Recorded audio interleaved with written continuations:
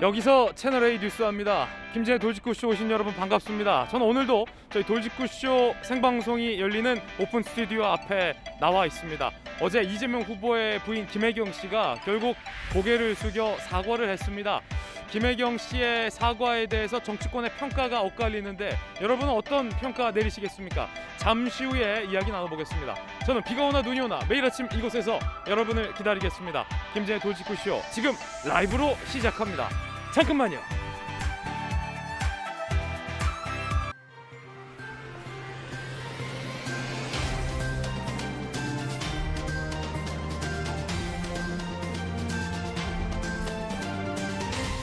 이 석연찮은 중국의 편파 판정으로 메달을 놓쳤지만 어제 우리 황 선수의 1500m 금빛 레이스는 정말이지 장관이었습니다.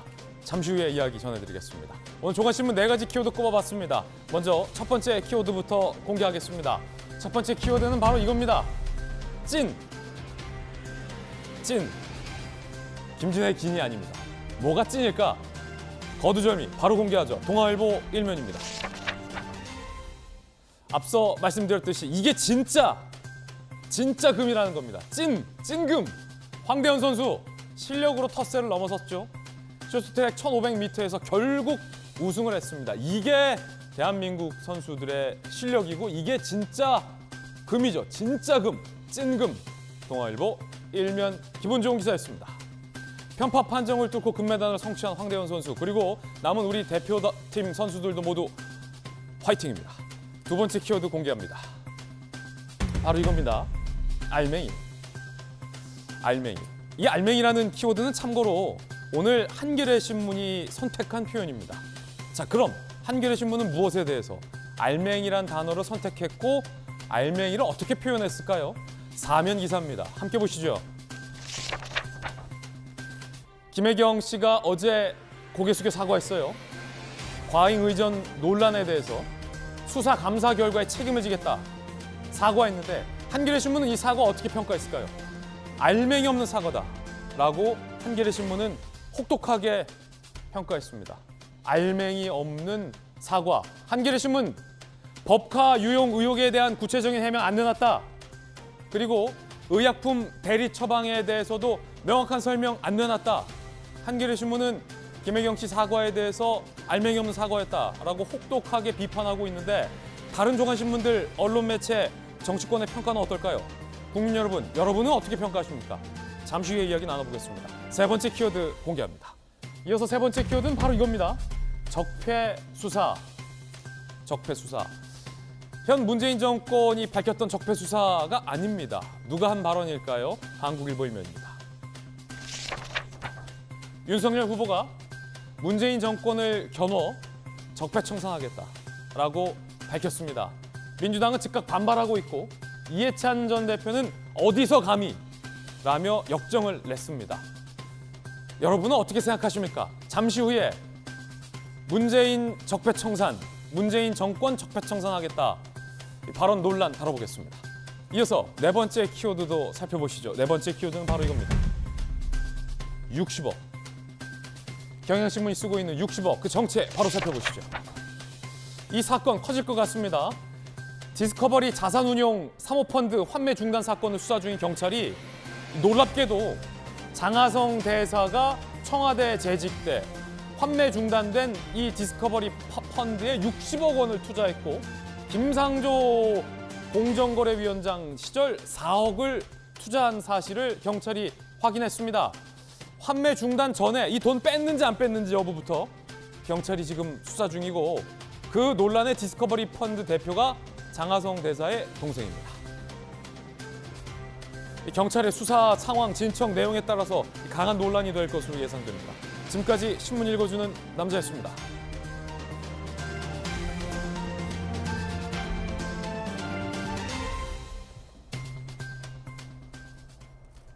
네, 목요일 아침 함께 하신 분들 소개해드리겠습니다. 강력계 형사 출신의 변호사 박성배 변호사님, 바르다 박 선생, 국민의힘 선대본 박정아 실장 나오셨습니다. 돌직구쇼 좌장, 서울시 정무부시장을 역임한 민주당 김용주 전 의원, 청와대 출입기자 출신의 베테랑 기자 이재명 선 기자 나오셨습니다. 모두 어서 오세요. 잘 오셨습니다. 첫 번째 이야기부터 시작할 텐데 결국 이재명 후보자의 부인 김혜경 씨가 고개를 숙여 사과했습니다. 그리고 제보자 7급 공무원은 피해자가 맞다고 했습니다. 하지만 민주당 일각에서 제보자를 향한 공격이 꽤 많았었는데 정치적 저의가 있다. 김혜경 씨는 피해자가 맞다라고 인정한 겁니다. 하지만 오늘 한겨레 신문은 조금 전에 보셨듯이 알맹이 없는 사과했다라고 비판을 했습니다. 이 이야기 지금부터 시작하겠습니다. 주제부터 공개합니다. 직접 사과했지만 궁금합니다. 그 소고기 누가 먹었는지. 소고기 누가 먹은 겁니까? 예? 궁금해요. 소고기 누가 드셨습니까? 에 대한 답변이 없었다라는 겁니다. 일단 김혜경 씨의 사과부터 직접 한번 여러분들께서 들어보시죠.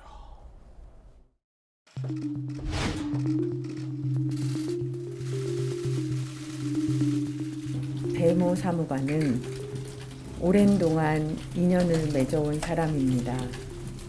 오랜 인연이다 보니 때로는 여러 도움을 받았습니다. 공과 사의 구분을 분명히 해야 했는데 제가 많이 부족했습니다. 헌거 후에라도 제기된 의혹에 대해 성실하게 설명드리고 끝까지 책임을 질 것입니다. 앞으로 더 조심하고 더 경계하겠습니다. 거듭 죄송합니다.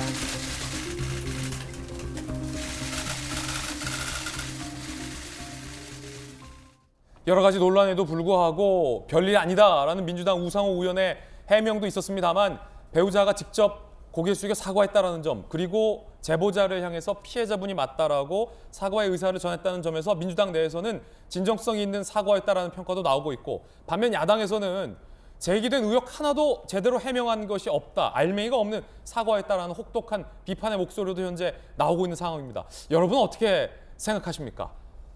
김영주 의원님, 네. 어제 마침 저희 돌직구쇼에서 소신 발언 주셨어요. 김혜경 씨가 자세히 구체적으로 직접적인 사과가 있어야 된다. 그런데 마침 어제 오후에 사과 표명이 있었습니다. 한겨레 신문이 조금 전에 알맹이가 없다라고 오늘 보도했는데, 그래서 그 법카로 재결제한 것 아니냐라는 의혹이 제기된 소고기 안심 내패, 등심이 좀 섞였을 수도 있겠습니다만, 그 소고기 누가 먹은 겁니까?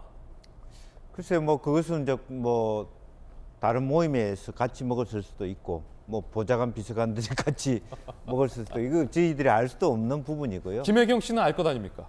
그 체크를 해보면 알 수 있겠죠. 그러나 지금 현재 이제 상황이, 어제도 그런 얘기를 좀 했습니다만, 계속 연일 새로운 어떤 제보자의 폭로가 진행되고 있어서 하나하나를 다 얘기하기는 좀 이런 것 같습니다. 또 아까 방송에도 나왔습니다만은 거듭 설명을 드리겠다라는 부분이 있어서, 아마 지금 현재 상황은 어차피 이렇게 수사를 또 말하자면 조사를 받아야 되는 어떤 상황에 접해 있기 때문에 조금 더 말을 아끼는 부분이 있는 것 같습니다.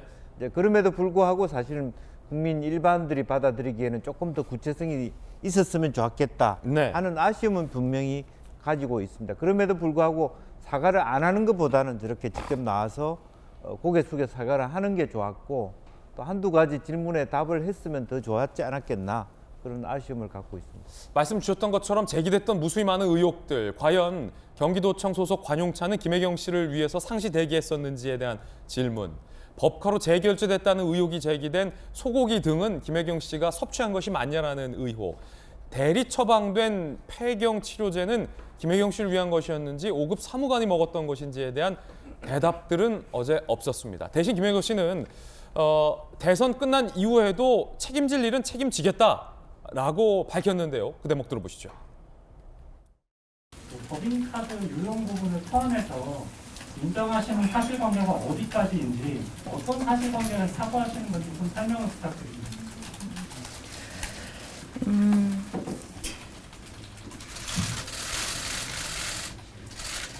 지금 수사 감사가 진행되고 있다고 들었습니다. 실체적인 진실이 밝혀질 때까지 최선을 다해서 협조를 하고, 거기에 따라서 결과가 나오면 공분에 책임이 있다면 책임을 질 것입니다. 상시 조력을 받은 것은 아니다라고 말씀을 하셨는데요.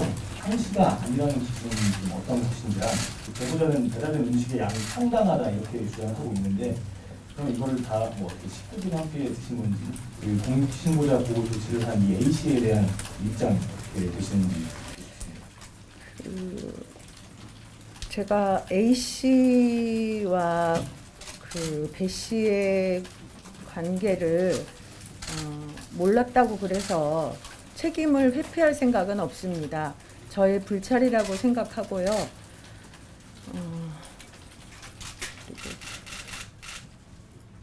A 씨는 피해자라고 생각합니다. 3초간의 정적. 3초간의 정적. 그리고 A 씨는 피해자다. 민주당 일각에서 방송 출연 등을 통해서 A 씨가 피해자가 아닌 듯 정치적인 의도를 갖고 뭔가 국민의힘과 연대해서 함정을 판 것처럼 비판해왔던 민주당 일각의 비판 발언은 무색해진 순간이었습니다.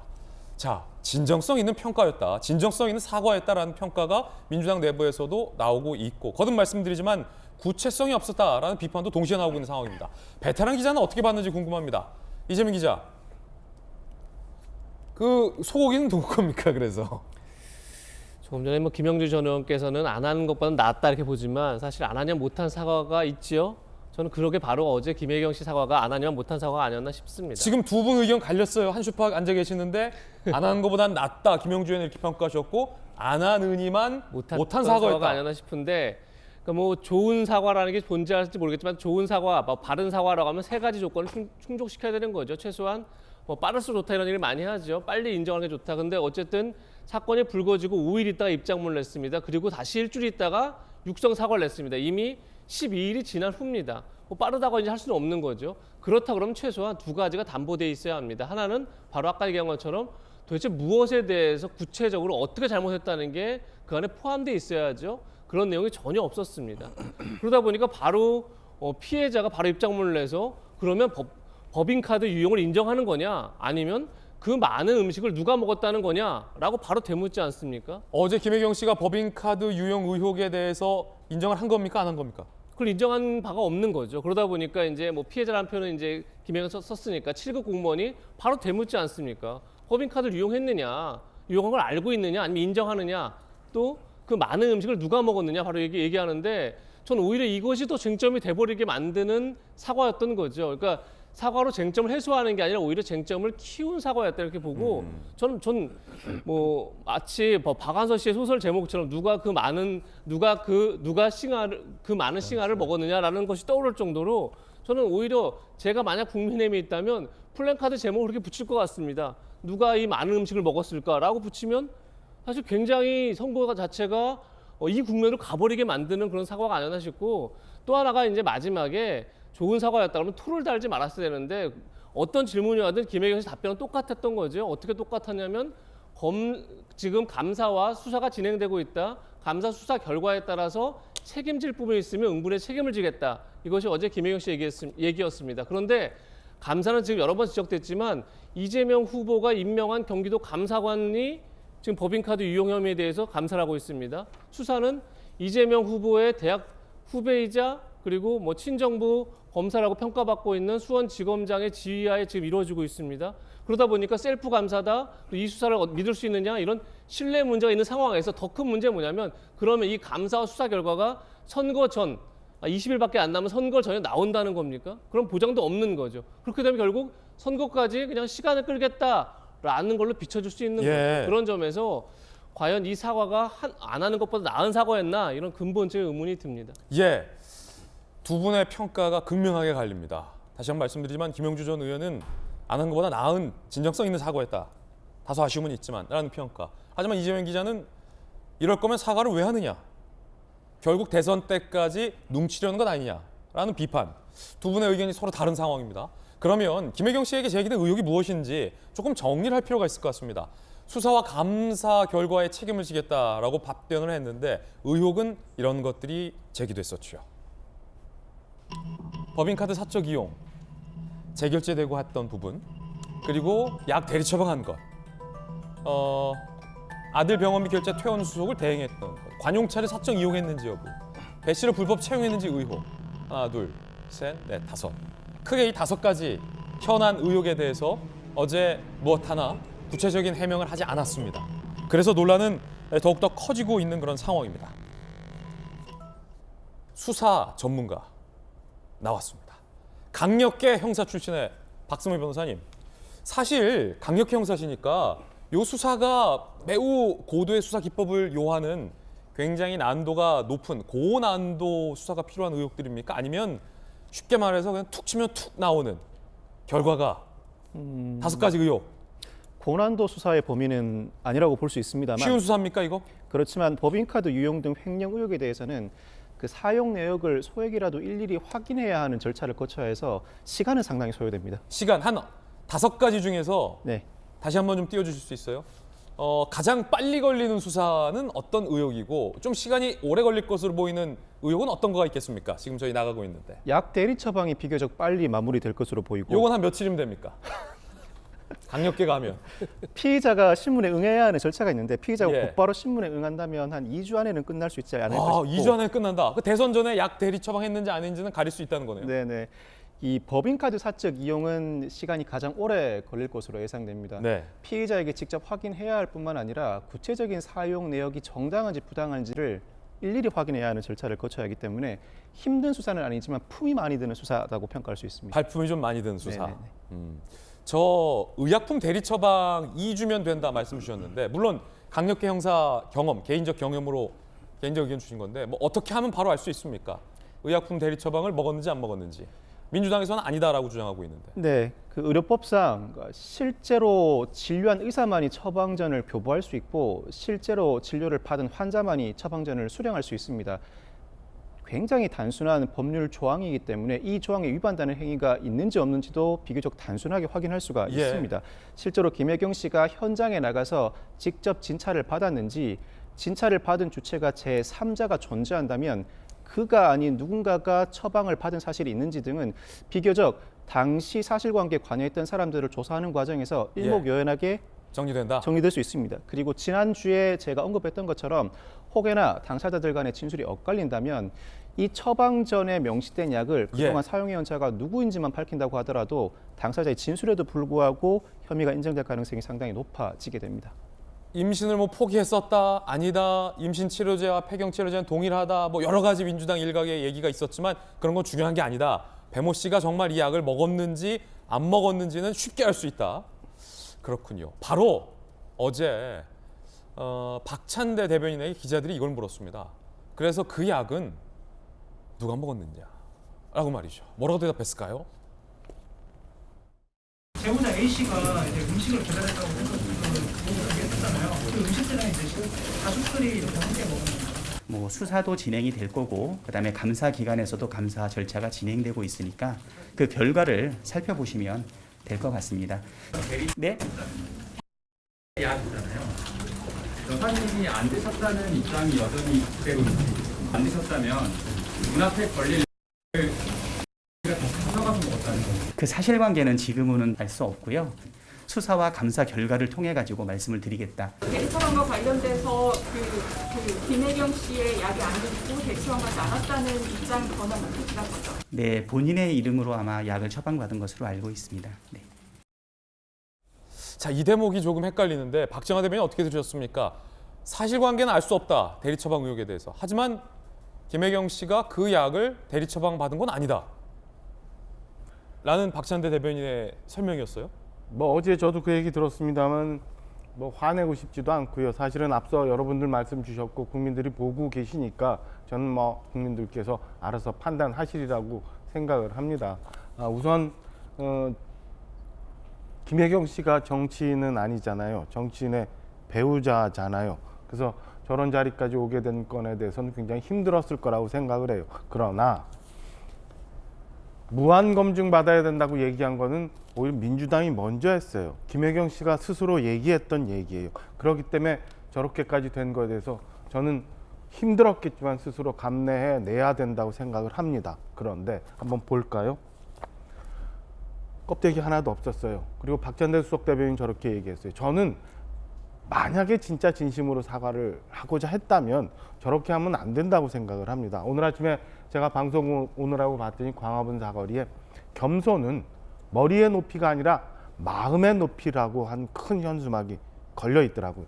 진정으로 사과하고자 사과를 했던 건지 아니면 이 어려운 국면을 벗어나고자 사과를 했던 건지 저는 스스로 한번 돌아봤으면 하는 아쉬움이 있었어요. 그렇다면 저는 김혜경 씨가 어제 저거는 과잉 의전이 아니라 이거는 제가 있었던 혹은 뭐 우리 이재명 후보와 같이 했던 세금 편취였고 공무원에 대한 갑질이었다고 인정을 했어야 되는 거고요. 우리가 지금 얘기하고 있는 박찬대 수석 대변인이 그동안에 있었던 몇 가지 법인카드 사용, 대리 처방 의혹, 제수용품, 관용차 이 중에서 다만 얼마간이라도 확인을 해서 기자들의 질문에 답변을 해줬어야 된다고 생각합니다. 오죽하면 진보 성향이라고 하는 한겨레 신문이 알맹이 없는 사과라고 했겠어요. 저는 어제 저 사과를 보면서 그저 사과를 위한 사과를 또 하고 넘어가려 하는구나 라는 아쉬운 마음을 먹었습니다. 진정 사과의 마음이 있었다면 저는 박찬대 대변인이 그 관계, 사실관계를 확인해서 그래도 국민들이 알 수 있게 얼마간이라도 확인을 해줬어야 되는 거고요. 그 며칠 동안 처음에 거짓 해명까지 하는데 5일, 지금까지 사과하는데 10일, 이 17일, 한 20일 가까운 기간 동안에 피해자한테 또 다른 이체 가해를 했던 그 많은 당직자들 최소한 사과 내지는 직위에서 정리하는 그런 조치라도 있었어야지 저는 조금이라도 진정성을 느꼈을 수 있지 않나라는 생각이 굉장히 아쉽게 쳐다봤습니다. 야당 박정아 실장의 의견 들어봤습니다. 사실관계는 모른다. 하지만 김혜경 씨가 대리처방하진 않았다라는 박찬대 대변인의 발언도 함께 전해드렸습니다. 이 회견과 박찬대 대변인의 브리핑을 본 제보자는 어떤 입장 냈을까요? 제보자 입장입니다. A씨, 진정성이 느껴지지도 본질을 관통하지도 못한 기자회견이다. 정작 꼭 답해야 하는 질문에는 하나도 정확하게 답하지 않았다라고 비판했습니다. 법화 유형을 어디까지 인정하는지, 그 많은 음식은 누가 먹었는지 되묻고 싶다라고 제보자 A씨가 입장을 냈습니다. 야당의 입장도 나왔어요. 야당 비판 한번 들어보시죠. 국민의힘은 동문서답식 사과, 가짜 사과쇼. 정의당은 이렇게 얘기했어요. 김씨 문제에 대한 국민 의혹 해소가 안 됐다. 국민의당 알맹이는 쏙 빠져. 어떻게 책임지겠다는 것인지 모르겠다. 라고 야3당 일제히 진보정당, 정의당까지 포함해서 비판을 했습니다. 그럼 피해자 입장 보셨고, 그 전에 민주당 입장 보셨고, 피해자 입장 보셨고, 다른 정당 입장 보셨고, 오늘 조간신문 사설들은 어떻게 평가했는지도 내친김에 보시죠. 먼저 조선일보, 상식적 의문 해소하지 못한 김혜경 씨의 사과. 사과는 했지만 무엇에 대한 사과인지 밝히지 않은 것이다. 의혹의 사실관계 대부분 김 씨가 모를 수 없는 일이다. 라고 비판했습니다. 경향신문입니다. 자, 주요 신문, 오늘 이 문제로 사설을 쓴 주요 신문 모든 사설 다 보여드립니다. 만시짓한 김혜경 씨의 사과, 수사 협조로 진정성 보여라. 김 씨와 이 후보가 회견 한 번으로 리스크 털었다고 여긴다면 사과의 진정성을 평가받기는커녕 여론에 역풍맞게 될 것이다. 다음 한국일보 사설. 김혜경 알맹이 없는 사과, 민심 수긍할지 의문. 이런 두루뭉술한 사과가 중도층 민심을 얼마나 진정시킬 수 있을지 의문. 김 씨의 알맹이 없는 사과는 민주당의 이런 병폐에 대한 반감을 불식시키기에는 역부족일 수밖에 없다. 그리고 한겨레신문 사설. 수사와 감사를 통해 진실이 밝혀질 수 있도록 최선을 다하겠다. 선거 후에도 책임을 지겠다고 밝혔다. 빈말이 되는 일 없도록 조사에 적극 협조하라. 국민들은 김 씨가 자신의 약속을 지키는지 끝까지 지켜볼 것이다. 거의 대부분의 조간신문 사설로 비판을 했습니다. 알맹이가 없고 진정성에 의문이 든다라는 내용이 많았습니다. 그리고 수사 받으라라는 촉구 내용도 사설에선 굉장히 많았습니다. 사실관계, 알맹이가 없다, 두루뭉술하다라는 평가들이 조간신문 사설에서 공통적으로 제기됐습니다. 다시 김영주 의원께 질문의 공은 넘어가는데, 예를 들어서 박찬대 수석 대변인은 사실관계는 지금 모른다라고 했지만 그 대리 처방된 의약품을 배 씨가 먹었다고 주장하지만 저희 채널A의 단독 취재 내용도 있지만 최근까지는 안임 치료를 받았던 사람이 폐경약을 먹는다는 게 상식적이지 않잖아요. 그런 비상식적인 의문들에 대해서 국민들이 궁금해하는데 최소한 그 말이 진짜 맞는지 5급 공무원이 그냥 진짜 먹었는지, 그런데 왜 김혜경 씨 집 앞으로 배달됐는지 이 사실관계 파악하는 게 어렵습니까? 20일이 지났는데 그거 파악 못합니까? 그래서 말입니다. 그것은 뭐 수사를 할 필요도 없이 알 수 있는 당사자니까요. 그죠? 내가 22일? 먹었으면 먹었다. 예. 22일. 12일이죠. 12일. 예. 그런 부분이죠. 그런 면에서 우리가 아쉽다는 거죠. 본인이 분명히 정확하게 알 수 있는 부분 아니겠습니까? 예를 들면 나는 뭐 그 병원에 가서 뭐 진단한 적도 없고 결국 처방받은 적도 없다 이렇게 얘기하면 명쾌하게 되는 거고. 명쾌하게 되는 거죠. 안 먹었으면 예.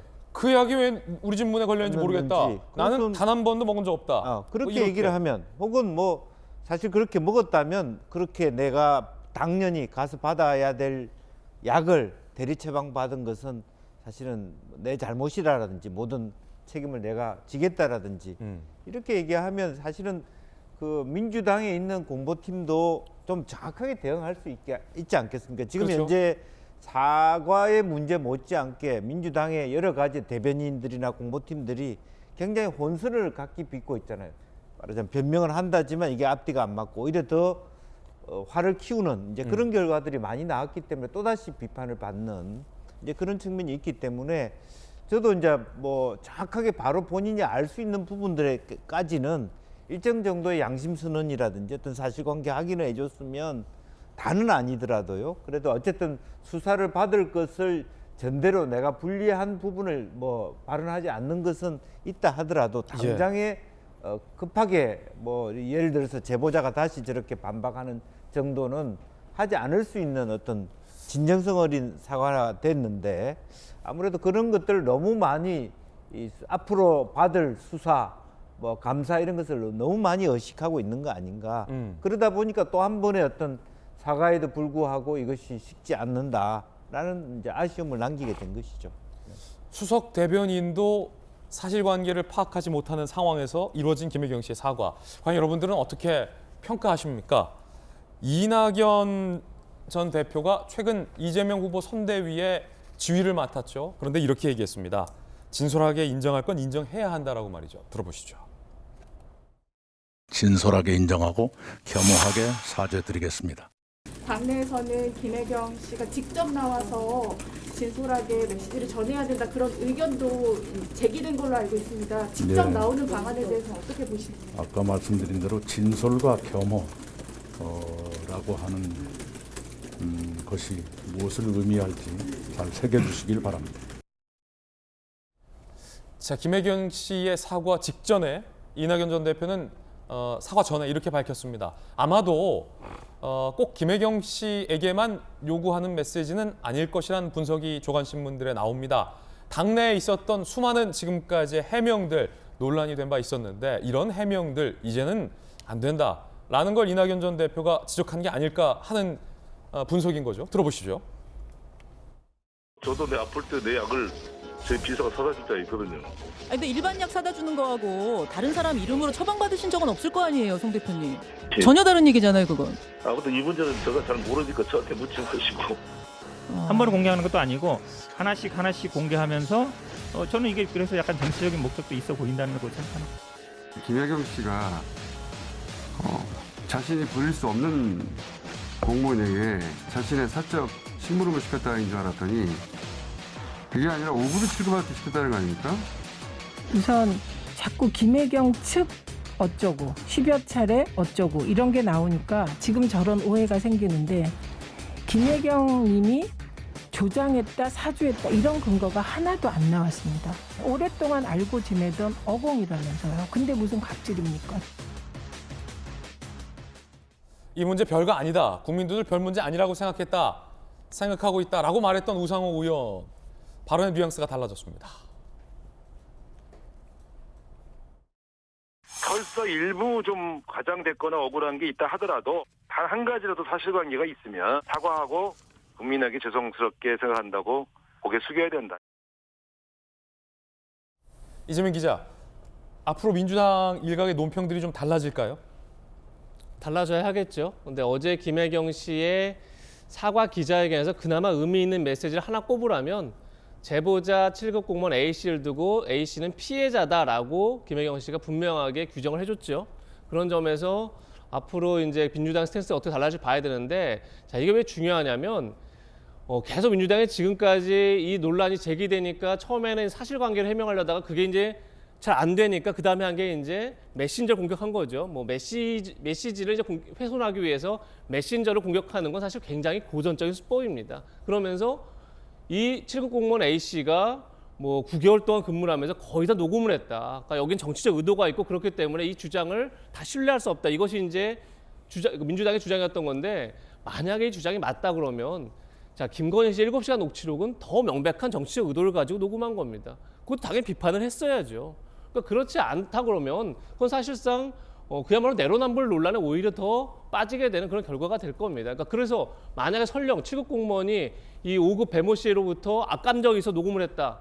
그래서 악감정에서 녹음을 했기 때문에 그게 허위라는 겁니까? 아니면 거의 그 배모 씨의 갈등수 때문에 공개를 했다. 그렇기 때문에 그게 조작이라는 겁니까? 사실관계와는 전혀 무관한 내용입니다. 그렇기 때문에 이런 내용 자체가 어떻게 보면 굉장히 사건의 본질을 흐리려고 했던 거다, 이런 생각이 들고, 자, 어제 그런데 김혜경 씨가 이제 A 씨를 피해자로 규정을 했습니다. 그럼 뭐가 돼야 되는 거죠? 당연히 후속 조치가 있어야죠. 자, 지난번 4.7 재보궐선거 때 박원순 전 시장의 성범죄와 관련해서 계속 민주당은 피해자를 피해 호소인이라고 해왔습니다. 그렇게 폄훼하다가 결국 선거가 다가오니까 피해자에게 사과를 합니다. 그리고 나서 했던 게 뭐냐면 박원순 선대위에서 박영선 선대위에서 피해 호소인이라고 했던 분들이 다 물러난 겁니다. 그리고 후속 조치가 있어야만 국민들이 진정성을 느낄 수 있는 거죠. 그런 점에서 지금 계속적으로 제보자의 어떤 신뢰성에 대해서 문제 제기했던 사람들에 대해서 어떤 후속 조치가 있어야 국민들이 어제 기자회견에 대한 그 신뢰를 갖지 않을까 생각이 듭니다. 예, 수사 전문가께 한 가지만 더 묻겠습니다. 저희 오늘 첫 번째 주제 중에 하나가 소고기 누가 먹었나라는 건데, 이건 저희가 사실 단 제목은 아니고 제보자 김혜경 씨가 피해자라고 일컬었던 그 7급 공무원이 물었던 질문이었습니다. 그 많던 의식은 누가 먹은 거냐라는 질문이고, 김혜경 씨와 관련된 의혹의 핵심 중 하나이기도 할 텐데, 소고기를 누가 먹었는지, 예컨대 이 캡처된 대화에서는 그 소고기가 순회동 김혜경 씨의 자택으로 배달된 듯하게 나오잖아요. 관련해서 민주당 인사들은 일각에선 그거 공간으로 간 거다라는 주장을 하기도 해서 진실 공방이 일기도 했었는데, 소고기를 누가 먹었는지 그 수사는 수사하면 쉽게 나올 수 있습니까? 소고기를 실제로 누가 먹었는지는 하늘만 알겠지만, 하늘만 압니까? 수사 현실에서는 소고기의 최종적인 귀착점이 어느 정도로 특정된다면, 즉 이 사건에서는 SNS를 통해서 이재명 후보의 집에 배달된 사실이 특정되고 그 이후에 다른 장소로 이동된 객관적인 정황이 발견되지 않는다면 기본적으로 이재명 후보 내외가 소고기를 섭취했다고 평가하게 됩니다. 이 평가를 뒤집기 위해서는 또 다른 객관적인 정황이 제시되거나 당사자들의 일관되고 구체적인 진술로 비록 배달은 이재명 후보 집으로 이루어지게 되었지만 이분들이 직접 섭취를 하지 않았다는 정황들이 제시되어야 합니다. 그렇지 않다면 당사자들의 어떠한 진술에도 불구하고 이 소고기의 귀속 주체는 이재명 후보 내외로 귀착될 가능성이 상당히 높아지게 됩니다. 달리 공적으로 사용되었다는 또 다른 입증을 해내야 할 책임은 이제는 수사기관이 아니라 어느 시점 이 단계가 이르게 되면은 그때부터는 피해자들이 직접 부담하게 되고, 그 입증 책임을 다하지 못하게 되면 피해자들의 진술에도 불구하고 혐의가 있다고 인정될 가능성이 높아지게 됩니다. 여러분들의 생각은 어떠십니까? 돌직구치 패널들의 의견 전해드렸고, 조간신문과 정치권 일각의 반응들, 저희 김혜경 씨 사과에 대한 평가들 보도해드렸습니다. 판단은 전적으로 우리 국민들께서 하실 일일 것 같습니다. 이번엔 저희가 준비한 두 번째 이야기 시작하겠습니다. 주제부터 살펴보시죠. 문재인 정부도 적폐다, 이거 수사하겠다, 윤석열 후보가 밝혔습니다. 그러자 청와대 등은 매우 불쾌하다라며 비판을 하고 있습니다. 정치적으로 논란이 일고 있는 윤석열 후보의 발언입니다. 이 이야기 지금부터 시작을 할 텐데, 윤석열 후보의 언급부터 살펴보시죠. 질문이 있었군요. 중앙일보. 문재인 정부 초기처럼 전 정권 적폐 청산 수사를 할 건가? 라는 질문이었어요. 할 거다. 그러나 대통령은 관여 안 한다. 민주당 정권이 검찰을 이용해 얼마나 많은 범죄를 저질렀느냐. 문재인 정권에서 불법과 비리 저지른 사람들도 법과 시스템에 따라 상응하는 처벌을 받아야 한다라고 밝힌 겁니다. 그러자 이해찬 전 대표가 비판을 했습니다. 이해찬 전 대표의 의견입니다. 어디 감히 적폐라는 말을 입에 담나. 굉장히 분개했죠. 어디 감이라는 표현 썼어요. 어디 감히. 윤 후보가 정치 보복을 입에 담아버린 이상 다시 있어서는 안 될 참담한 일을 막는 대선이 돼버렸다라는 글을 올렸습니다. 즉, 윤 후보의 전 정권에 대한 의혹을 수사하겠다라는 발언은 정치 보복을 선언한 것이고 어디 감히 적폐라는 말을 입에 담냐라며 분개를 했습니다. 정치적으로 논란입니다. 여러분들은 어떻게 평가하십니까? 윤 후보가 이런 말 할 수 있다라고 보십니까? 아니면 이거 정치 보복이다. 정치 보복을 선언한 것이다. 라고 비판적인 생각을 하십니까? 지금부터 이 이야기 나눠보겠습니다. 먼저 여야 의견부터 듣겠습니다. 박정하 실장님, 네. 이해찬 전 대표는 굉장히 분개했습니다. 어디 감히 적폐라는 말을 입에 담냐? 이게 정치 보복한 거 아니냐라는 비판 의견 글을 올렸는데 어떻게 보십니까? 글쎄요. 뭐가 어디서 감이라는 표현을 하셨는지 잘 모르겠는데요. 대한민국 국민이면 대한민국의 법을 지켜야 되는 거고 대한민국의 공권력에 대해서 수용을 해야 되는 거예요. 그런데 법과 원칙에 따라서 그동안 잘못된 부분에 대해서 수사가 있어야 된다고, 시스템에 의한 수사가 있어야 된다고 얘기한 걸 왜 이렇게 반발을 하는지 잘 모르겠어요. 잘못된 부분이 있으면 수사를 해서 덜어내야 되는 게 맞잖아요. 그래야 우리 사회가 한 걸음 한 걸음 더 나갈 수 있잖아요. 윤석열 후보 당연히 그렇게 얘기를 했어요. 대통령이 관여할 일이 아니다. 대통령이 관여할 일이 아니고 이거는 분명히 수사당국에서 필요하면 하는 거고, 그 다음에 저는 개인적으로 동의하지 않습니다만 문재인 대통령 정직한 분인데 그 주변 사람들 때문에 문제가 이렇게 된다고 같은 날 같이 나온 또 다른 인터뷰에서 그렇게 얘기를 했어요. 뭐가 어디 감이에요. 뭐 그동안 우리 앞서 신문 읽어주는 남자에서 봤습니다만 디스커버리 펀드라는 거 또 생겼어요. 그거 뭔지 수사해야 되는 거잖아요. 그리고 대장동 문제 특검한다고 했는데 그거 어쨌든 지금 미진한 것 같으니까 조사 다시 해야 되는 거잖아요. 탈원전 수사해야 되는 거잖아요. 울산시장 선거 개입 문제 뭐 지금 어떻게 재판까지 가고 있습니다만 미진한 부분이 있으면 확인해야 되잖아요. 그래야 우리 사회가 좀 발전하는 거잖아요. 그걸 갖고 왜 못하게 하고 안 한다고 하고 저렇게 굉장히 강하게 저는 반발하는지 솔직히 저는 개인적으로 이해가 되지 않아요. 저는 뭐 어느 정권이 오건 간에 왜 대한민국 국민이 수사한다는데 법에 의해서 나라가 이루어지고 나라가 운영된다는데 왜 그거를 반발을 하는지 저는 잘 모르겠어요. 그게 5년 동안 있었던 본인들의 위선과 본인들의 내로남불 때문에 저렇게 반응한 거라면 지금부터라도 차라리 이실직고하고 잘못됐다고 하고 국민들한테 한 표 한 표를 구하는 게 오히려 맞지 않나, 반발하기보다는 그렇게 저는 생각합니다. 자, 야당 박정하 실장 의견 들어봤습니다. 민주당 김영주 전 의원은 어떻게 보십니까?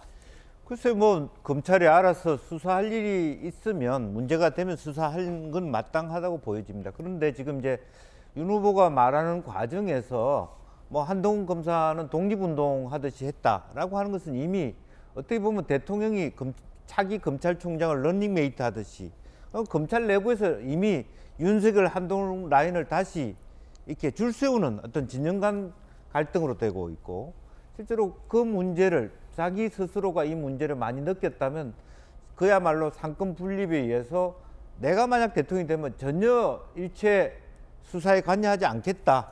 뭐 본인이 그런 말을 하지만 수사하겠다 해놓고 관여하지 않겠다. 저는 이해가 안 되고 일관성을 느끼지 못합니다.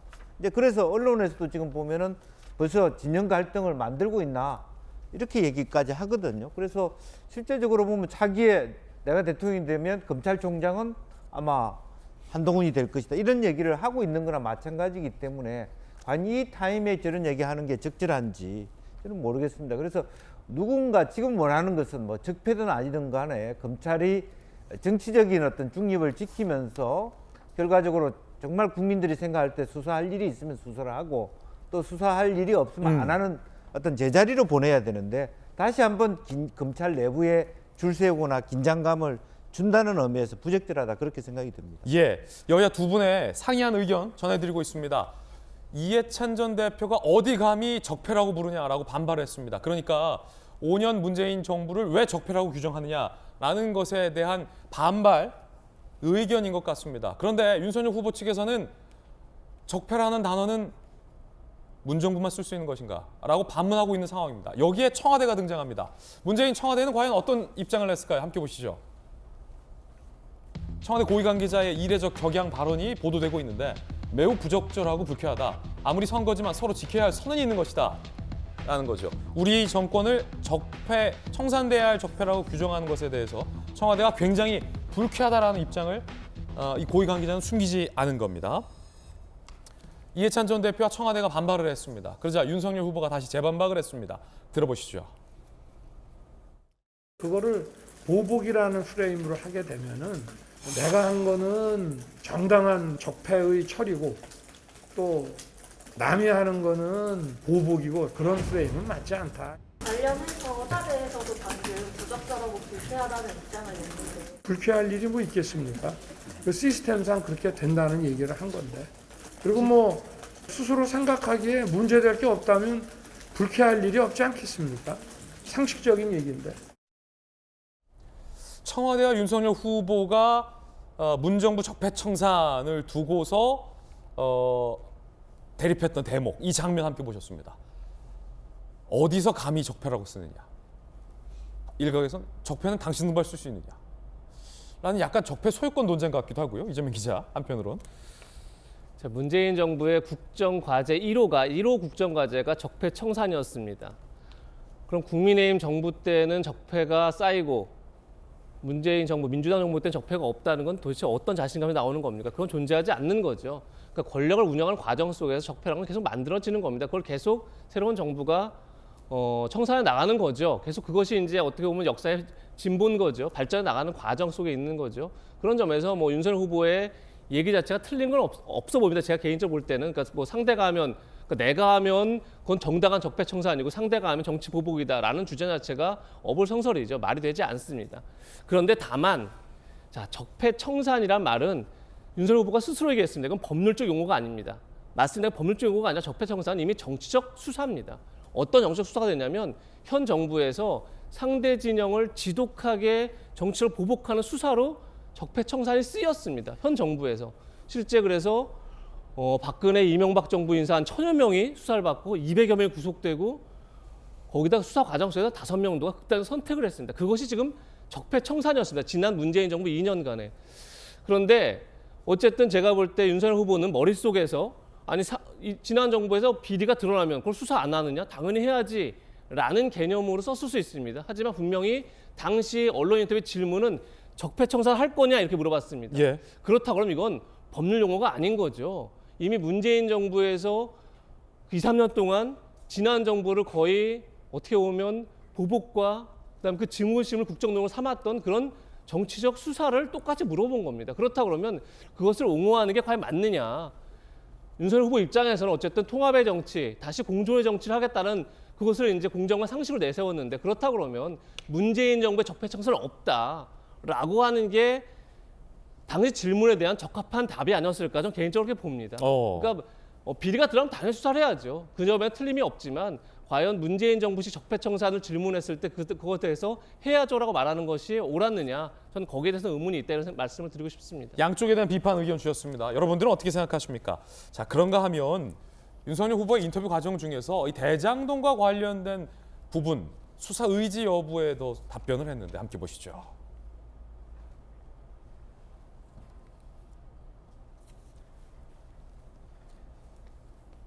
대장동 사건을 재수사해야 한다고 보느냐? 재수사가 되지 않겠나? 정신이 제대로 바뀐 검사들이 수사한다면 유동규 씨가 다 했다고 보일 거냐는 거다.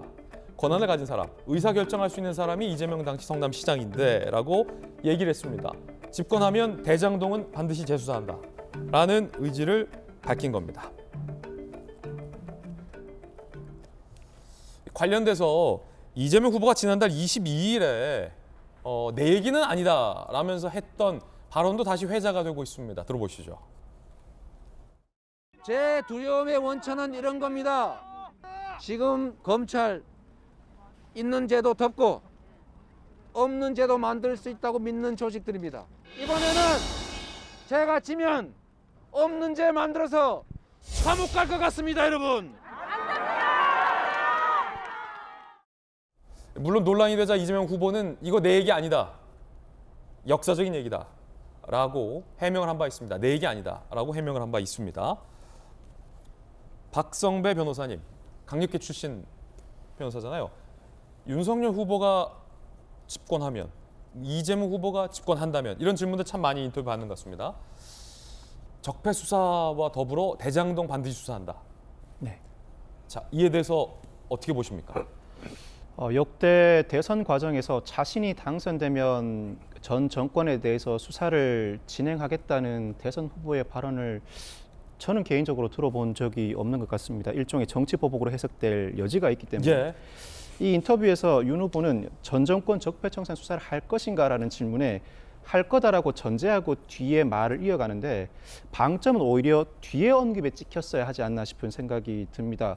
법과 시스템에 따라서 상응하는 처벌을 받아야 한다는 점에 방점이 찍혔어야 하고 여야를 막론하고 모든 비위행위에 대해서는 법과 시스템에 따라 수사와 처벌이 이루어져야 한다는 원칙을 언급한 것만으로도 자신의 의사를 충분히 전달할 수 있지 않았을까 싶은 생각이 듭니다. 그 이유가 윤 후보가 지금 유력한 야권 대선 후보로 떠오른 이유는 그동안 검사로서 수사하는 과정에서 일각에서 수사가 너무 과격하다는 비판에도 불구하고 여야 불문 수사에 박차를 가해 왔기 때문입니다. 그런데 현재 야권의 유력한 대선 후보로 떠오른 이 시점에 전 정권 수사를 한다는 원칙론을 부각한다거나 구체적인 사안에 대해서 수사가 이루어져야 한다는 개인적인 견해를 밝히게 되면 대통령이라고 하더라도 개별 사안 수사에 대해서는 개입을 할 수 없음이 원칙입니다. 오히려 이제는 그동안에 공정한 수사에 박차를 가해오던 검사의 이미지에서 보복 수사를 의도하는 대통령의 이미지로 중도층에게 다가올 우려가 있습니다. 그 우려가 현재 여당의 공격 등의 형태로 현실화되고 있는 모양새고요. 이 발언이 의도한 것이라면 더 이상 언급할 필요가 없겠죠. 이 의도한 발언을 통해서 현 여권 수사가 지지부진하니 내가 집권하면 제대로 수사를 해보겠다는 발언이라면 그를 통해 중도층과 지지층을 결집하려는 의도였다면 더 이상 제가 언급할 필요가 없는데 의도하지 않은 발언이라면 즉 각종 인터뷰 질문 답이 오고 가는 과정에서 의도치 않게 이러한 발언이 나왔다면 다소 부적절한 발언이 아닌가 싶은 생각이 듭니다. 박선배 변호사의 의견 들어봤습니다. 좌천을 겪었다라고 본인 스스로 밝힌 바 있었던 한동훈 검사장. 한동훈 검사장에 대한 중용도 예고된 건 아닌가 하는 대목도 나왔는데 함께 보시죠. A 검사장을 서울중앙지검에 기용할 것인가? 정권의 피해 많이 입어서 중앙지검장 하면 안 되는 거냐? A 검사장은 이 정권의 피해를 보고 거의 독립운동처럼 해온 사람이다. 아마도 이 A 검사장이 질문하는 사람도 답변하는 사람도 한동훈 검사장을 의미한 것 아니냐는 해석이 나오고 있습니다. 독립운동처럼 해온 사람이다. 지난달 27일 한동훈 검사장이 이렇게 밝힌 바 있죠. 그때 들어보시죠, 이야기. 4번 좌천당하고 2번 압수수색을 당하고 사적인 동선을 CCTV로 사찰당하고 후배 검사로부터 독직 폭행을 당했습니다. 유시민 씨나 지금 이 권력자들은 마치 자기들은 무슨 짓을 해도 절대 수사하면 안 되는 초헌법적인 특권 계급인 양 행동했습니다. 이재명 후보께서 대선에서 떨어지면 검찰이 없는 죄도 만들어서 감옥에 보낼 것 같다 이런 말씀하셨는데 검사로서 어떻게 생각하시는지 한번. 그거 정확하게 이 정권이 저한테 한 일 아닌가요?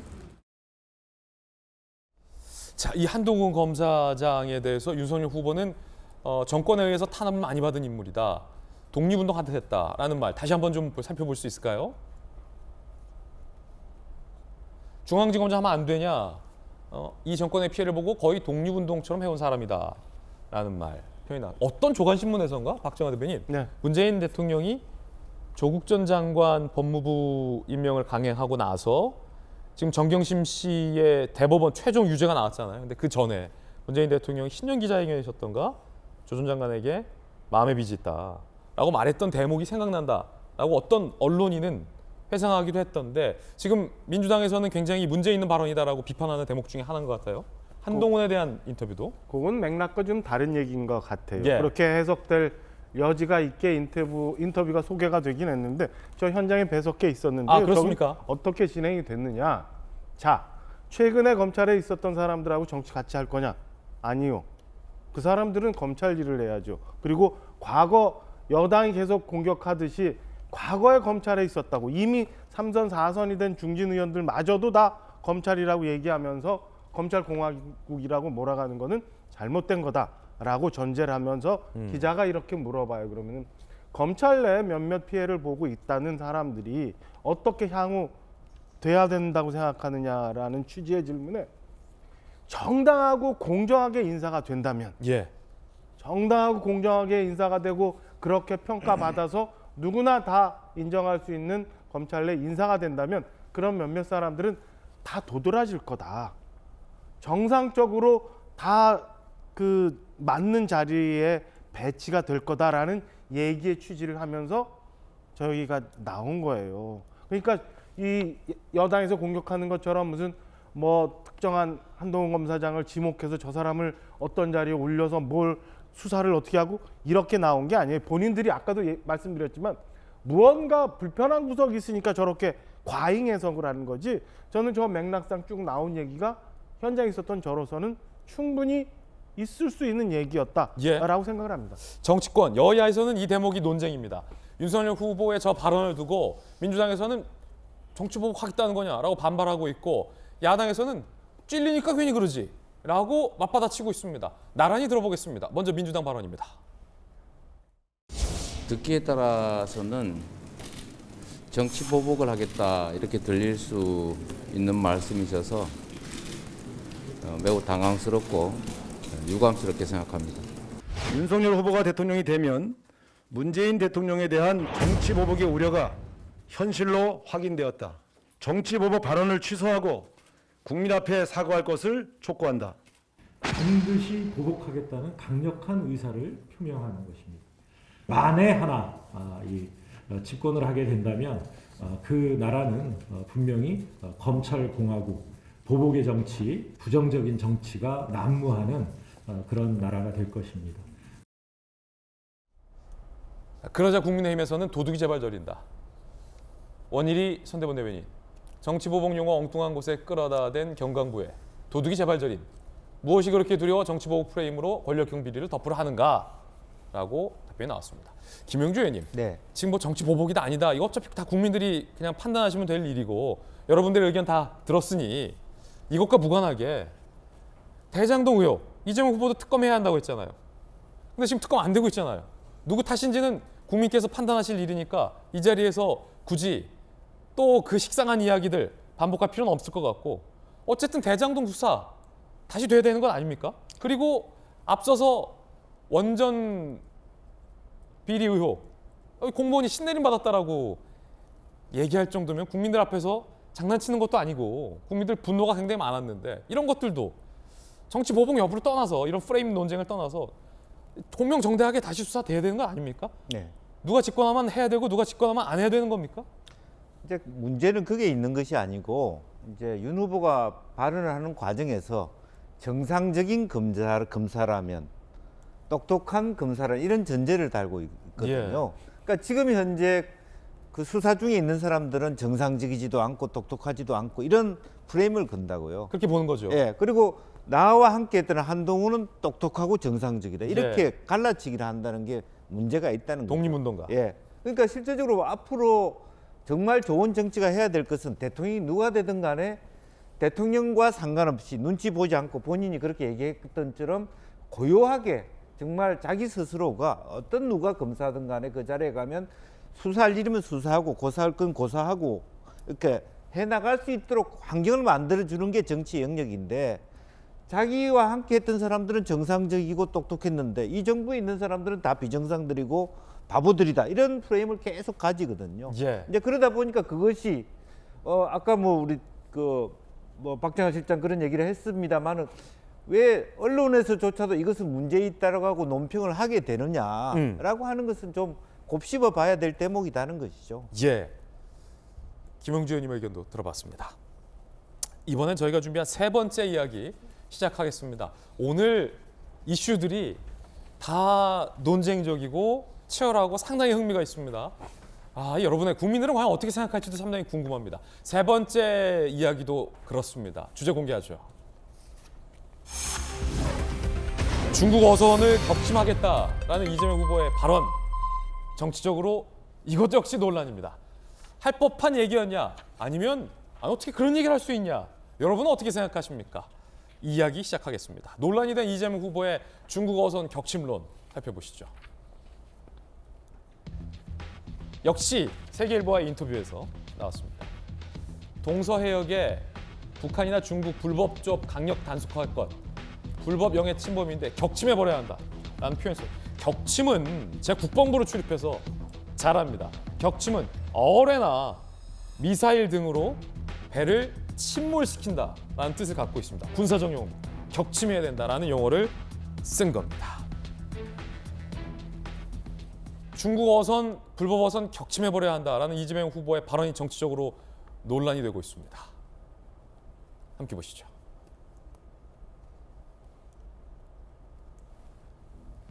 일단 국민의힘에서는 극단적인 무모함, 제정신이냐.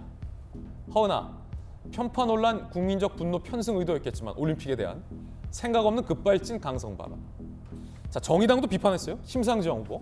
사이다 뚜껑을 아무 데서나 따면 안 된다. 군 사령관 뽑는 선거 아니다. 여영국 대표. 반중 정서 활용한 나쁜 정치다. 국민의힘과 정의당 모두 이재명 후보의 이 발언을 비판했습니다. 국민의힘 이준석 대표와 정의당의 이야기 한번 들어보시죠. 좀 걱정됩니다. 중국의 눈치를 보느라 사드는 배치하면 안 되는데 중국 어선은 불법 어로 행위라면 격침시켜버리겠다고 하는 거는 중국 어선을 격침시키면 그건 전쟁하자는 얘기거든요. 사드 배치한다고 전쟁 나지는 않거든요. 격침을 하겠다 하는 것은 모기 잡겠다고 검을 뽑아 휘두르고 빈대 잡겠다고 초가상간 태우는 것과 같습니다.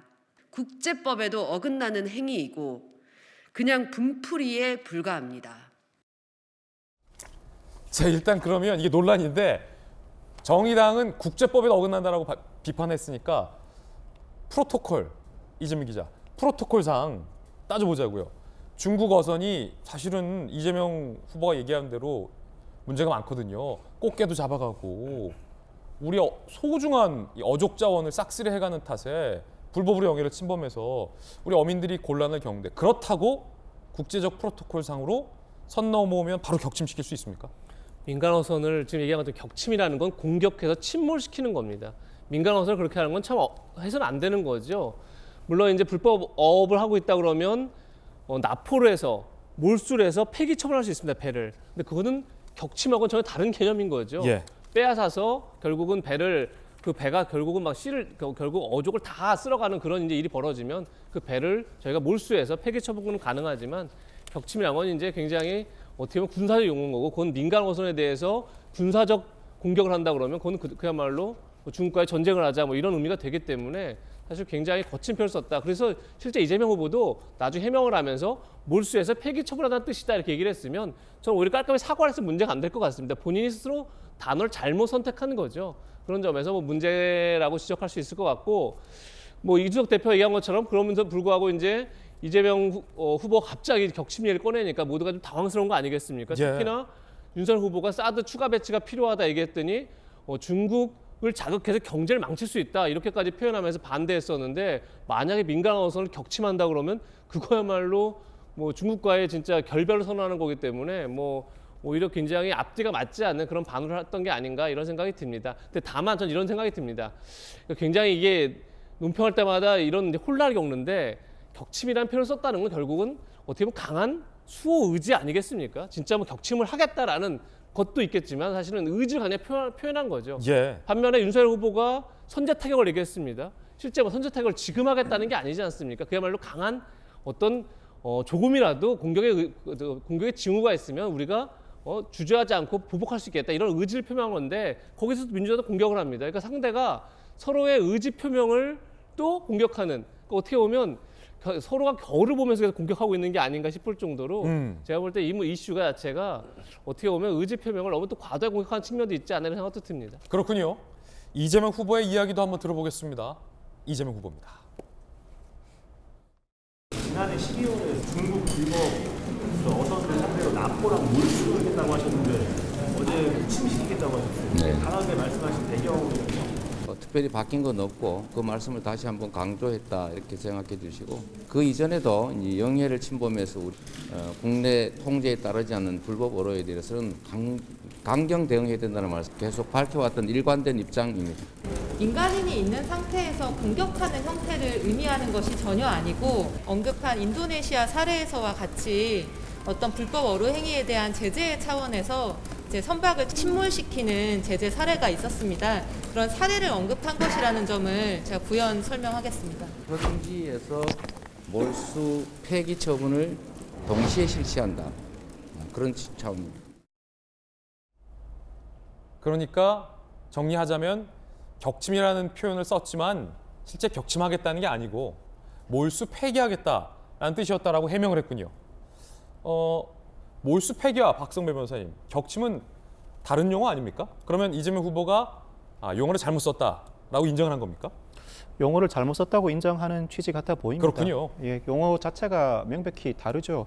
사실은 이재명 후보의 장점으로 부각되는 부분이 속 시원한 발언에 실행력이 있다는 이미지입니다. 그런데 이 사안만 두고 보면 이 속 시원한 발언대로 실행을 할까봐 걱정스럽기도 합니다. 실제 격침시킬까봐? 예, 그렇지만 뭐 아니라고 해명했어요. 예. 아마 이재명 후보도 관련 법령을 꼼꼼하게 따져보지 못한 채 발언을 한 것 같고, 사실은 격침과 몰수 폐기가 엄연히 다른 단어이기 때문에 이 격침이라는 발언 속에 몰수 폐기의 의미가 포함되어 있다고 보기는 어렵지만 사후에 해명한 내용상으로는 그 내용을 포괄해서 강경하게 대응하겠다는 취지로 발언했다 정도로 이해를 하면 될 것 같습니다. 네, 그렇군요. 그런가 하면 이재명 후보 측에서 한 가지 선거 캠페인 포스터를 했다가 이걸 서둘러 없던 일로 하는 해프닝이 생겼습니다. 어떤 포스터였길래 함께 보시죠. 자, 지금 그림에 나가고 있는 1일 1명 1번이며 111입니다. 그래서 자세히 보면은 범죄 신고는 112, 재난 신고는 119, 대통령감 신고는 111인데 사실 111은 간첩 신고 번호라 너무 범죄 신고, 재난 신고, 간첩 신고 어렸을 때 하도 그렇게 제가 교육을 받아서 간첩 신고를 좀 많이 떠올린다라는 의견도 있었던 것 같아요. 원래 취지는 하루 한 명 1번 이재명 후보 지지를 호소하는 SNS 제안이었는데 하루 만에 중단됐습니다. 국정원 간첩 신고 번호 같다. 홍보물 속의 여성이 중국인이다 라는 의혹이 나왔습니다. 중국 무료 사진 공유 사이트 사진을 사용했다라는 확인이 됐습니다. 그러니까 중국 어선 격침하겠다라는 인터뷰를 했는데 선대위 포스터에서는 중국 여성 이미지를 갖다 썼다라는 논란이 제기된 거죠. 그러자 포스터를 삭제하고 캠페인을 중단했습니다. 이걸 총괄한 정철 총괄. 해당 사이트에서 가져온 거 맞다. 하지만 모델의 정확한 국적은 모른다.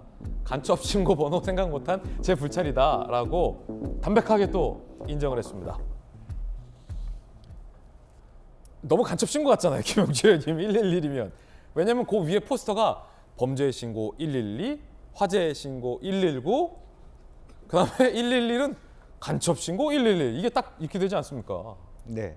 몰랐습니까, 정철 총괄이 간첩 신고 111을? 그러니까 뭐 어쨌든 집중하다 보니까 깜빡할 수도 있는 거죠. 사실은 정철 총괄은 저하고도 뭐 2010년부터 같이 잘 하시잖아요. 홍보해왔던 굉장히 홍보 전문가인데. 전문가죠, 홍보 전문가. 이 자기가 어떤 사람이 그렇죠. 그 하나의 아이디어에 꽂히면 다른 걸 잘 생각 못하는 경우들이 종종 있습니다. 그러다 보니까 아이디어 하나에 111 했는데 그걸 연동해서 이렇게 해보다 보니까 저런 문제가 됐습니다. 그래서 항상 우리가 브레인스토밍을 하고 같이 함께 코워크를 하는 이유가 내가 전혀 집중하다가 생각하지 못한 부분들을 다른 분들이 이렇게 지적하고 또 실제로 그 화면 하나하나가 다 문제의 소지가 될 수 있기 때문에 정치적 시전에서는요. 그래서 그걸 면밀하게 문제가 뭐가 될 수 있는지를 좀 체크할 필요가 있겠다. 조금 더 안정되게 민주당 홍보팀이 좀 그런 것을 크로체크했으면 좋겠다는 생각이 드네요. 그런데 이거는 논란이 이재명 후보 측에게 나쁘지만은 않은 것 같아요. 왜냐하면 일단은 논란이 되자 바로 불찰이었다가 사과하고 캠페인 철수했다는 점. 두 번째는 111 간첩 신고도 있지만 하루 한 명 이재명 후보라는 이미지는 효과는 준 거잖아요. 혹시 그런 것까지 염두에 두는 겁니까? 그런 것까지 염두에 두지는 않겠죠. 그렇습니까? 네. 너무 제가 깊게 생각했습니다. 너무 많이 나간 것 같습니다. 네. 그러니까 어쨌든 그럼에도 불구하고 그것을 통해서 선거 기간 동안에는 한번 이렇게 해자되는 것조차도 어드밴티지에 해당된다고 볼 수 있겠죠. 예, 네. 이야기 나눠봤습니다. 추미애 전 법무부 장관이 선대위 총괄을 맡은 이낙연 총괄에게 사과하라 라고 요구를 했습니다. 뭐에 대한 사과를 요구했을까요? 함께 보시죠. 결국 삭제를 했습니다. 추미애 전 장관, 이재명을 대장동 비리 범인으로 몰았던 것이 잘못된 판단이었다는 것을 시인하고 사과하라. 경선 과정에서 이낙연 당시 후보가 이재명 현 후보에게 대장동의 주체가 아니냐라고 재차 따져 물었었죠, 강하게. 그거 사과하라는 겁니다. 이낙연의 근거 없는 네거티브로 이재명인 것처럼 만들어가게 빌미를 줬다. 이 글을 올렸다가 삭제했어요. 당 관계자. 선대위 차원에서 일종의 경고 메시지 보낸 것으로 안다. 이재명 선대위에서 후보 선대위에서 추미애 장관에게 경고를 보냈다라는 해석으로 풀이됩니다. 박지원 시장님 어떻게 보십니까? 추미애 전 장관의 글. 그러니까 사실은 뭐 원팀이라고 얘기는 하고는 있습니다만 그 안에서 겉으로 드러나지 않고 속으로 뭔가 쫙 갈라져 있고 잘 아물지 않은 것들이 다 저렇게 나오고 있는 것 아닌가 싶은 생각이 들어요. 그러니까 이낙연 총괄선대위원장 어제 위촉이 됐습니다만 사실상 원팀 한다고 하면서 이미 상임고문으로 일을 하고 계셨었잖아요. 그래서 일부 현장에도 가치가 유세하고 그랬는데 또다시 뭐 때문에 저렇게 모셔왔는지 뭐 급한 상황이니까 그럴 수 있다고 쳐요. 그랬더니 이게 이상하게 또 다른 방향으로 저렇게 튀는 거예요. 정작 지금 지지율 정체의 문제는 후보 본인한테 문제가 있는 거라고 저는 보고 있는데 후보로부터 찾지 않고 다른 무언가의 장치를 하면은 친문 세력들이 그다음에 다른 친노 세력들이 뭐 전통적인 민주당 세력들이 후보를 지지하고 원팀으로 결집이 될 거다? 저는 글쎄요. 이재명 후보가 작년 가을부터 계속 제가 말씀드렸던 것처럼 진짜 넘어가야 될 파고, 진짜 해결해야 될 당내적 갈등은 여전히 민주당 내 수면 아래 있으면서 생각하면 생각할수록 또다시 대장동 생각하고 생각하면 생각할수록 또다시 이낙연이 생각나는 그런 거울 효과를 계속 만들어내고 있는 거다라고 저는 해석을 합니다. 추미애 전 장관의 글이 약간 작책성, 실책성 성격이 있으니까 본인도 이제 글을 내렸을 거라는 해석도 조간신문에 나오고 있는데 저희가 정선 때 이낙연 당시 후보가 이재명 후보에게 어떻게 몰아세웠는지 발언을 굳이 다시 틀지는 않겠습니다. 그런데 추 전 장관이 저런 글을 올리면 그런 생각을 들게 하잖아요. 그리고 이재명 후보와 이낙연 후보가 지금 분위기 되게 좋은데 추미애 전 장관이 저렇게 사과를 촉구하는 게 도움이 될까요? 그렇습니다. 이제는 저런 토론이 관용됐던 시점을 좀 지나가고 있다고 봅니다. 그러니까 한 달 안으로 선거가 와 있는데 뭐 이렇게 그런 누가 잘못을 했고 뭐 그런 빌미를 줬고 뭐 그런 얘기를 할 때가 아니고 이제는 그야말로 과거를 다 뛰어넘어서 원팀이 되는, 그러니까 방금 뭐 박정아 실장 얘기한 것처럼 과거를 회상하게 되고 오히려 더 이렇게 하나처럼 뭉쳐지는데 또 옛날 생각을 하게 되는. 왜냐면 지금 으쌰으쌰 분위기 좋은데 근데 너 그때 왜 그랬어? 이거잖아요. 그런 부분들은 또 어쨌든 뭐 친노 친문 진영의 고민들을 또 일깨우게 하는 그런 것을 통해서 자기가 지금 반사 이득을 받을 때인가 추 전 장관이 그런 면에서는 적절하지 않았고 아마 많은 당내의 그 고문들이 그런 부분에 대해서 상당히 그 지적을 했을 가능성이 저는 크다고 봅니다. 그렇군요. 김영주 의원님의 발언 들어봤습니다.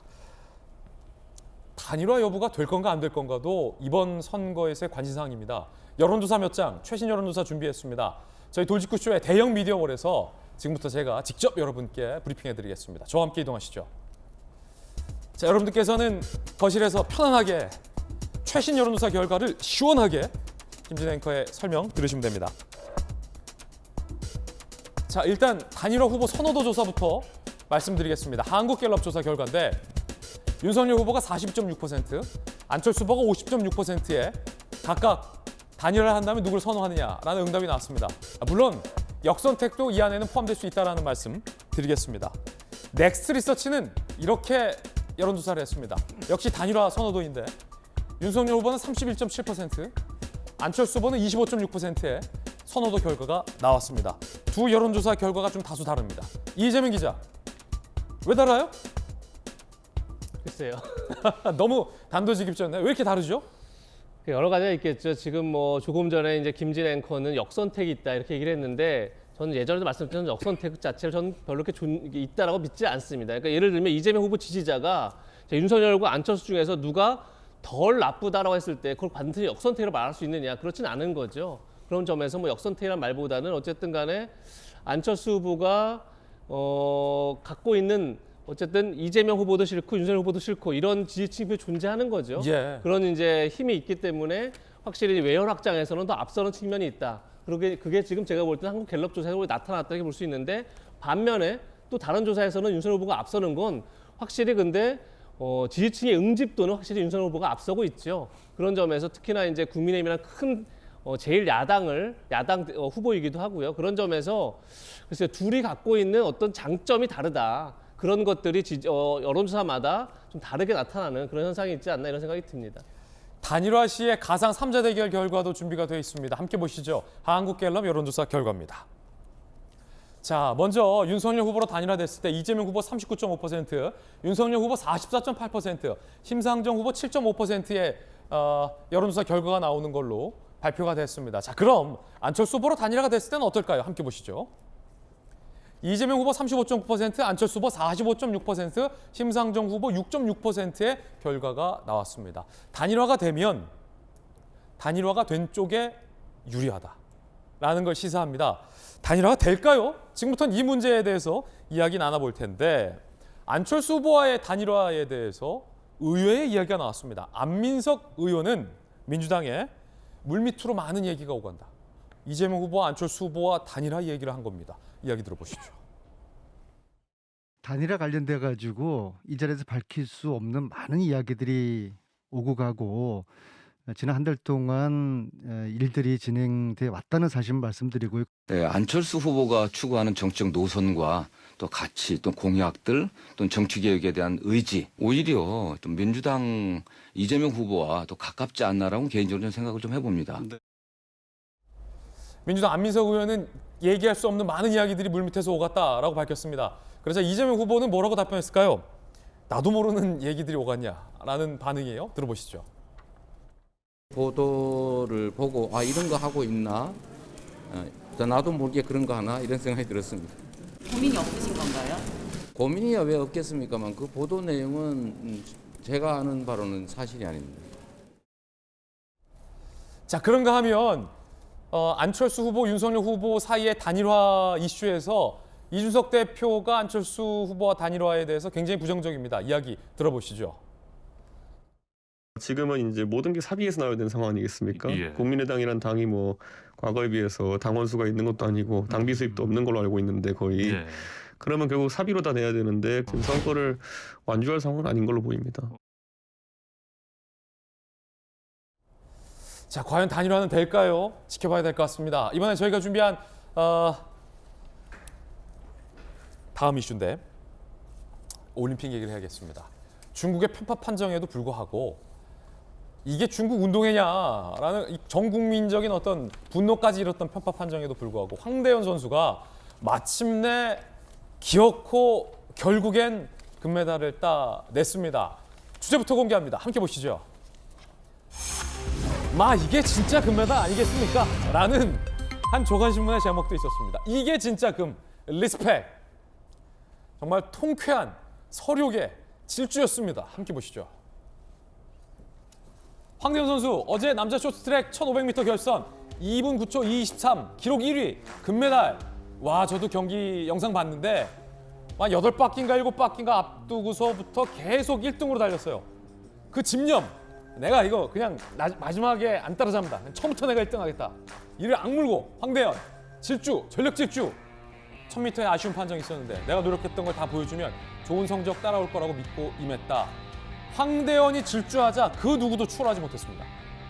1000m 금메달, 은메달 차지했던 중국 선수들은 그 누구도 결선에 올라오지도 못했습니다. 자, 이재민 기자, 어제 경기 봤습니까? 봤죠. 예. 지금 한 몇 바퀴를 놔두고 계속 황대현 선수가 1등으로 갔어요. 그래서 9바퀴 정도 놔두고 이제 치고 나와서 8바퀴째부터 계속 1등으로 달렸던 거죠. 그게 굉장히 쉽지 않은 일이에요. 그렇죠. 굉장히 장기 레이스인데 1500m니까 거기서 한 번도 1등을 뺏기지 않았다면 굉장히 힘든 일이죠. 그런 점에서 뭐 정말 오늘 한 언론의 제목이 괴물 멘탈이던데 정말 그야말로 괴물 멘탈이 아니었나 싶습니다. 예. 그러니까 1000m 경기에서 준결승에서 중국인 선수 2명을 제쳤죠. 정말 스치지도 않고 제쳤는데 실격을 당했죠. 그러다 예. 보니까 우리도 이제 국제 스포츠 중재 재판소에 제소할 정도로 한 굉장히 이제 격앙된 그런 상황이 왔었던 거죠. 그리고 나서 제가 어제 말씀드렸죠. 황대현 선수의 대응이 굉장히 성숙했었죠. 뭐 장애물을 만나면 그것을 이제 이겨내는 게 오히려 장애물이다 그러면서 심판 판정도 경기 일부기 때문에 결국은 이것까지를 이겨내야만 더 큰 성취감을 얻을 수 있다. 이렇게 예. 본인 스스로 밝혔는데 어제 경기를 통해서 정말 스포츠 정신이 뭔지 그리고 어떻게 하면 그 장애물을 극복한다는 게 어떤 건지 성취감이 무엇인지에 대해서 아주 분명하게 보여줬던 게 아닌가 싶어서 보면서도 굉장히 가슴이 벅찼습니다. 앞서 탈락했을 때 김연경 선수와 방탄소년단의 RM이 아니 어떻게 이럴 수 있느냐라고 항의하기도 하고 응원하기도 했었는데 김연경 선수나 RMC가 또 금메달 딴 거에 반응했습니까? 또 올렸죠. 김연경 씨가 열받네 막 이렇게 올리지 않았습니까? 그리고 예. RMC도 박수를 치는 그런 영상 올렸는데 어제 이제 저 김연경 씨가 좀 올린 건데 황대현 금메달 당시에 이제 그 방송 화면을 캡처해서 올리면서 박수를 치는 그런 이모티콘을 같이 올려서 굉장히 기뻐하는 같이 축하해주는 그런 모습을 같이 올렸고요. RM도 지금 보시는 것처럼 똑같이 황대현 선수가 금메달 딸 때의 모습을 캡처해 올리면서 밑에다가 리스펙트, 그야말로 존경한다 이런 글을 올렸는데 정말 뭐 전 국민이 정말 동계올림픽을 이제 보면 겨울올림픽 보면서 베이징 올림픽 보면서 저희가 어제 다뤘지만 눈 뜨고 코 베이징 이런 말을 할 정도로 굉장히 네. 어떻게 보면 답답함을 느꼈었는데 그걸 한 번에 모두 해소해주는 그런 경기가 아니었나 싶습니다. 자, 중국 측 입장이 나왔는데 중국 매체도 그러고 오히려 적반하장이다 이런 지적이 많습니다. 함께 보시죠. 주한 중국 대사관이 이런 입장을 냈어요. 일부 한국 언론 정치인들 반중 정서까지 선동한다. 양국 국민 감정 악화시킨다. 중국 정부 결코 경기 결과에 영향을 끼치거나 간섭 안 한다. 한국 매체와 정치인들이 멋대로 말하는 것은 무책임한 처사다라는 입장을 냈습니다. 그리고 중국 매체들도 이런 반응을 했어요. 황95 소셜미디어 계정 뿌이다오. 많은 한국인들은 쇼트트랙 페널티 규정을 모른다. 한국이 중일 두 강대국 그늘 아래 있으면서 생긴 열등감 때문에 이거 무슨 말이죠 이거? 망언인데요. 한정을 중국 편향적이고 한국 무시하는 불공정을 여긴다. 결국 중국과 일본 거대한 강대국 그늘 아래 있으면서 생긴 열등감 때문에 룰을 모르고 반발한다. 이런 논평을 황95 소셜미디어 계정 부이다오에 한 겁니다. 박승배 변호사님, 강력 경사인데 한마디 해주셔야죠. 우리나라 국민들이 특정 국가의 열등감을 느끼나요? 상황에 따라서 반감은 가질 수 있어도 열등감을 느끼는 국민들은 전혀 아닙니다. 그리고 이 사안 자체를 열등감 운운할 수 있는 사안은 아니죠. 객관적으로 이 사안은 편파 판정 논란 시비가 충분히 일만한 문제이고 우리나라뿐만 아니라 다른 나라도 국제중재심판위원회에 제소할 움직임을 보이고 있습니다. 이 사안을 두고 방어하는 과정에서 나온 발언이라고 하더라도 다른 나라 국민을 상대로 열등감 운운하는 것은 지나치게 선을 넘어섰고 문제를 해결할 만한 적절한 방법이 못 됩니다.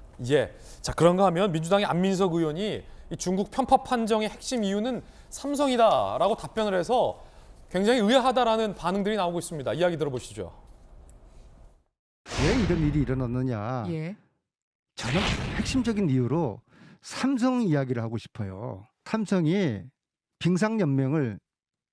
대한빙상연맹을 97년부터 20년 동안 지원을 해왔어요. 국정농단 이후에 삼성이 스포츠에서 손을 뗍니다. 삼성이 그래도 영향을 미치던 국제빙상연맹과 IOC에 대한 영향력이 떨어졌겠죠. 삼성이 있고 있을 때하고 없을 때하고. 중국의 편파 판정의 핵심 이유는 삼성이 빙상의 손을 뗐기 때문이다라는 안민석 의원의 발언이었는데 박정희 실장님 어떻게 들으셨습니까? 좀 황당했고 늘 안민석 의원님 저렇게 얘기해 왔으니까 별로 뭐 놀랄 일도 아니라고 생각해요. 그리고 어떤 네티즌이 뭐 글을 물어보는데 그 네이밍을 300조라고 이름을 해서 물어봤다는 보도도 하나 있었는데 보니까 안민석 의원이 옛날에 박근혜 대통령 탄핵 당시에 최순실 씨가 유럽에 300조의 대한민국 국고를 갖다가 어때요? 숨겨놨다 그래서 그거 찾으러 몇 달 다녔잖아요. 그리고 지금 캐나다 가서 연락 두절되고 찾고 있는데 오지도 않는 윤지호 씨 가지고 무슨 뭐 대단한 사람인 것처럼 해가지고 무슨 보호해야 된다고 뭐 이랬는데 과연 그게 어디가 있었는지 모르는데 이제 와서는 또 역대 그렇게 괴롭히고 국제 경쟁력 가지고 세계 시장 개척하면서 그렇게 노력했던 기업들 특히나 삼성 같은데 그렇게 여태 힘들게 만들어 놓고 이제 와서 또 뭐 삼성이 안 도와줘서 저렇게 됐다고. 국정농단 때는 안민석 의원이 삼성 측을 굉장히 비판하지 않았습니까? 제 기억엔 그랬던 것 같아요. 뭐 삼성이 그렇게 했고 또 어디 가서 뭐 특정 뭐 누구를 도와줬네, 뭐 재단에 꼈네 안 했네, 뭐 이런 얘기를 다 하고 나서 이제 와서 뭐 삼성 때문에 저렇게 된다고 얘기를 하는데요.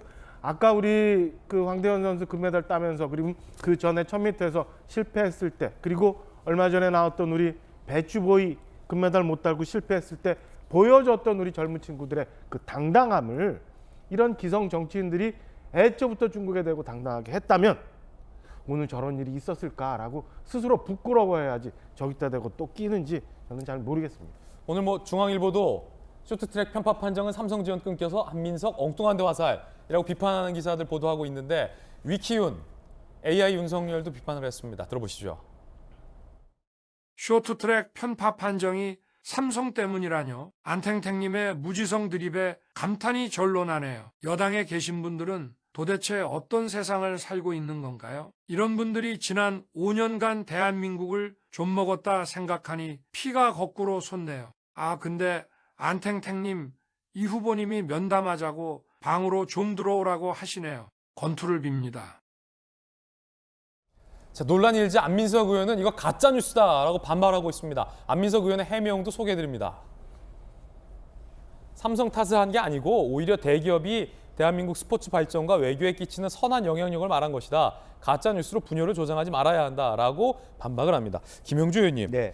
이게 가짜뉴스인가요? 안민석 의원 발언 그대로 저희 소개해드렸는데.